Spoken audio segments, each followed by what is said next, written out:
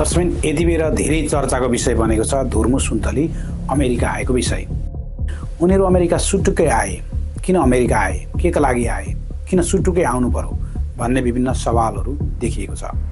उनीहरू सुटुक्कै अमेरिका आएको भन्दै नेपालको एउटा प्रसिद्ध टेलिभिजन सोले पहिलोचोटि सार्वजनिक गरेको थियो। त्यो सोले सार्वजनिक गर्दा धुर्मुसले आफूले चलाउने फोन समेत आफ्नो सहयोगीलाई दिएको र कसैको फोन आए आफू हस्पिटलमा छु भन्ने जानकारी गराउनु भन्ने आएको थियो। किन उनले यसरी ढाँटेर अमेरिका आए त?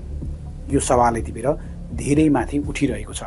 यो सवाल उठेसँगै धुर्मुसले पनि आफ्नो सार्वजनिक बगपत्र भनेर फेसबुकमा सार्वजनिक गरेका छन्। उनले सो बगपत्रमा आफूहरू झुक्क्याएर ढाँटेर अमेरिका नआएको बताएका छन्। उनीहरू अमेरिका आउनुको कारण आफ्नो छोरीको खुट्टाको समस्या र त्यसको उपचारको लागि अमेरिका आउनै परेको उनले दाबी गरेका छन्। खासमा उनको विषयमा रङ्गशाला निर्माणदेखि नै धेरै ठुलो आलोचना हुँदै आएको थियो। उनका केही भिडियोहरू यति बेला सामाजिक सञ्जालमा यसरी ट्रोल भइरहेका थिए कि उनी रुँदै गरेको, उनले आफैलाई समाप्त पार्छु भन्ने लगायतका भिडियोहरू समाचारका रूपमा आइरहेका थिए। त्यस्ता भिडियो आइरहँदा पनि उनीमाथि मानिसहरूले लाखौँ रुपियाँ, करोडौँ रुपियाँ घोटला गरेको, त्यसको दुरुपयोग गरेको भन्दै आलोचना पनि गरिरहेका थिए। सरकारसँग लामो समयदेखि सङ्घर्ष गर्दा पनि आफूलाई अप्ठ्यारोमा पारेको र विभिन्न तरिकाले फसाएको हुँदा त्यसबाट मुक्ति पाउन अमेरिका आएको उनले स्वीकार गरेका छन्। उनले केही वर्ष अगाडि नै अमेरिकाको एक्स्ट्रा अर्डिनरी भिसा अन्तर्गत पर्ने ग्रिन कार्ड एप्लाई गरेको र त्यो प्राप्त गरिसकेपछि यहाँ पाउने जुन सुविधा हुन्छ, मेडिकेड लगायतका सुविधाहरू, त्यो प्राप्त हुने भएपछि अमेरिका आएको बताएका छन्। उनले आफू कहिल्यै पनि जनताबाट टाढा नहुने र उपचारपछि फेरि सरकारले राम्रो वातावरण बनाइदिएको खण्डमा नेपाल नै गएर पुरानै पेसामा आफू लाग्ने पनि उल्लेख गरेका छन्। दर्शकबिन उनकै नेतृत्वमा अथवा धुर्मु सुन्तली फाउन्डेसनकै नेतृत्वमा ठुलो रङ्गशाला बन्दै गरेको थियो। त्यो रङ्गशाला बन्दै गर्दा करिब 18 करोड रुपियाँ ऋण भएपछि धुर्मुसमाथि ठुलो अप्ठ्यारो आइपरेको थियो। त्यो समस्या समाधान गर्न सरकार र भरतपुर महानगरपालिका समेत सहयोगी नबनेपछि उनी विक्षिप्त बन्दै आएका थिए।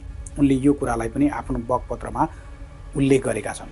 निकै लामो बगपत्र, रङ्गशाला निर्माणका क्रममा आफूले गरेका काम र त्यसबाट आएको अप्ठ्याराहरूको सम्पूर्ण जानकारी त्यहाँभित्र राखेका छन्। त्यति मात्रै होइन, अमेरिका बाध्य भएर आउनु परेको र आफूले भिसा प्राप्त गर्दा आफूहरू अत्यन्तै दुखी भएको पनि उल्लेख गरेका छन्।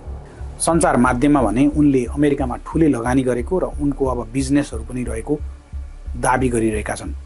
तर यो विषयमा धुर्मुसले आफ्नो विरुद्धमा अफवाह फैलाएको दाबी गरेका छन्। धुर्मुसका अनुसार उनले कुनै पनि गल्ती गरेका छैनन्। त्यसो हुँदा कसैसँग लुक्नु या भाग्नु नपर्ने दाबी रहेको छ।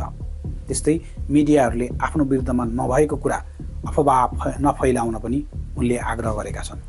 दर्शकबिन तपाईँलाई कस्तो लाग्छ? के धुर्मु सुन्तली नेपालमा लागेका विभिन्न मुद्दाहरूबाट उम्किनका लागि अमेरिका आएका हुन् त?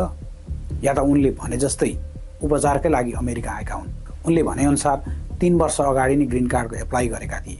त्यसो भएदेखि भर्खरै गरेको उनको रुवावासी के का लागि थियो? के मानिसहरूको सहानुभूति बटुल्नका लागि मात्रै थियो?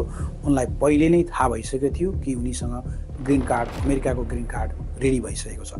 तैपनि उनी किन सामाजिक सञ्जालमा आफूलाई रुवाउँदै, रोएको देखाउँदै, आफूलाई समस्यामा परेको देखाउँदै हिँडिरहेका थिए?